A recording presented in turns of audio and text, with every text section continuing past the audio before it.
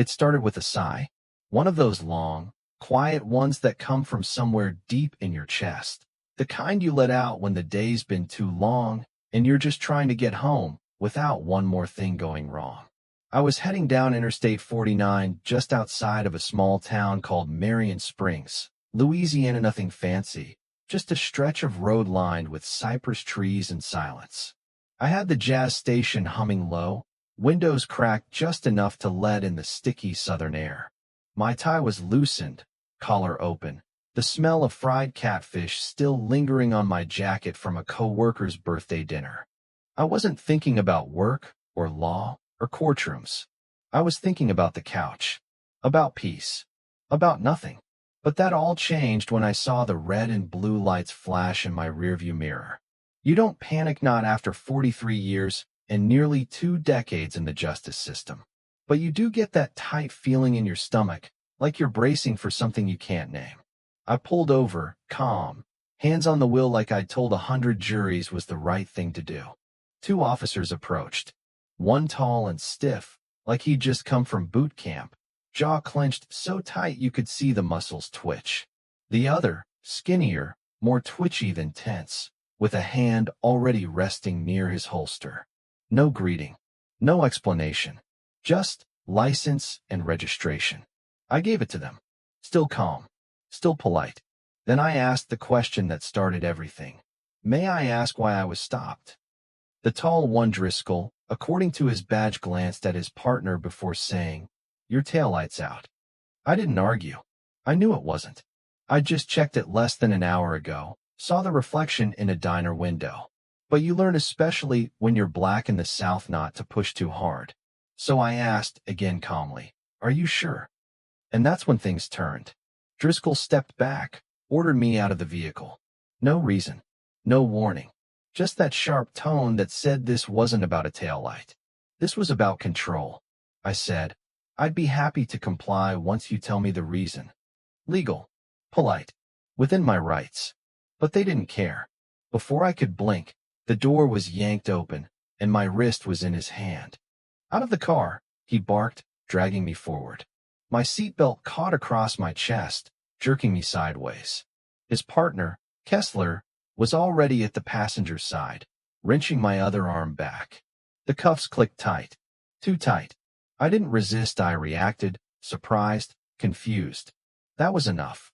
Next thing I knew, I was face down on the hood of my car, skin against metal, heat rising from the engine and my own damn fury. They called it in like it was just another bust. 2 proud officers, locking up a suspicious man in a suit who had dared ask a question. But they had no idea who I was. Not yet. A few days later, I found myself in a courtroom that smelled like mildew and old coffee, the kind of place where justice was supposed to live, but usually just came to retire. I sat at the defense table, wrists bare, but the cuff marks still red. To my left, Thomas Rivera, a public defender who looked like he hadn't slept in 3 days. To my right, Driscoll and Kessler, clean uniforms, smug faces. Across from us, the Judge Margaret Holloway-type bun, tired eyes, the kind of woman who's been on the bench so long, she stopped seeing people and started seeing paperwork. The prosecutor, Richard Calloway, was all confidence and cologne. He started with a speech so smooth you'd think he was auditioning for cable news. Routine stop. Non-compliant suspect. Escalation due to refusal. Rivera objected, said there was no evidence of resistance. Holloway overruled it without looking up. Then came the body cam excuse. Unfortunately, the footage is unavailable. Of course it was. What a coincidence. Driscoll took the stand and played his part. Firm voice, folded hands, fear for his safety. Kessler followed, nodding along like he was hearing it for the first time. Said I reached toward something. What? He didn't know. But it was enough to justify the takedown. And then it was my turn. Rivera called me up, and the room shifted. Just a little. Just enough. I walked slow, calm. Took the oath. Sat down. Calloway tried to rattle me. "Mr. Bennett," he said, "did you follow the officer's instructions?" I asked why I was being ordered out of my car. I replied, which, as you know, is not illegal. So you refused? I asked a question. And after being ordered multiple times? There was no lawful basis for the order. I kept my voice steady, my hands still, my answers clean. No anger, no heat. Then I leaned forward, and everything stopped. Before we go any further, I said, I think it's only fair I disclose something. I reached down, pulled out my badge wallet, and opened it slowly. The courtroom lights hit the gold like a spotlight. My name is Miles Bennett. I'm an assistant U.S. attorney for the Western District. Silence.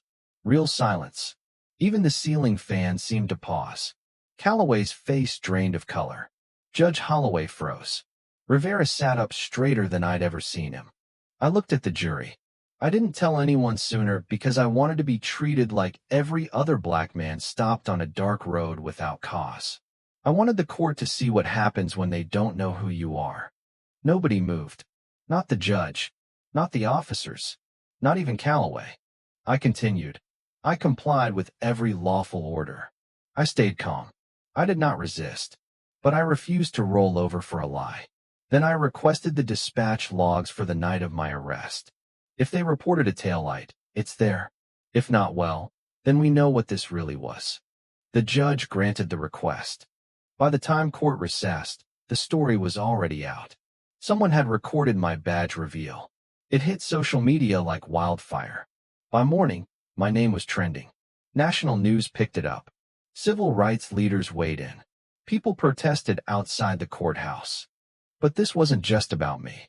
Internal emails leaked officers discussing how to target drivers, how to write reports that stuck. Racial profiling laid bare. My arrest became the crack in a dam that had held too long. Lawsuits followed. Probes into the judge's past cases. New eyes on old rulings. The next court date, the air in that room had changed. You could feel the pressure like heat. Judge Holloway moved slower. Calloway looked like a man halfway through a heart attack. Driscoll and Kessler? Their confidence had evaporated. When the judge read the verdict not guilty, there wasn't applause. Just silence. The kind that says everything. Then came her final words. All materials forwarded for potential criminal review of the officer's conduct. Outside, reporters shouted questions. I didn't answer. Not yet. Because this wasn't a celebration. This was confirmation. That without a badge, I might have just been another file. Another forgotten name. The system hadn't worked had it blinked. Only because someone pressed record. And because the truth got loud enough that it couldn't be ignored. I spoke outside the courthouse that day. Not for the cameras, not for the headlines. For the ones who never got their moment. If you're clapping, I said, you should be calling. Protesting. Voting. Demanding. Because one badge shouldn't be the line between justice and injustice. And then I walked down the steps, back into the crowd. Because the fight's not over. Not even close. If this story moved, you didn't just scroll. Comment below. Tell us where you stand. Have you ever witnessed something like this? Do you think justice actually showed up that day or just ducked the spotlight? Let's talk. Because silence is how this stuff survives. And I think we've all had enough silence.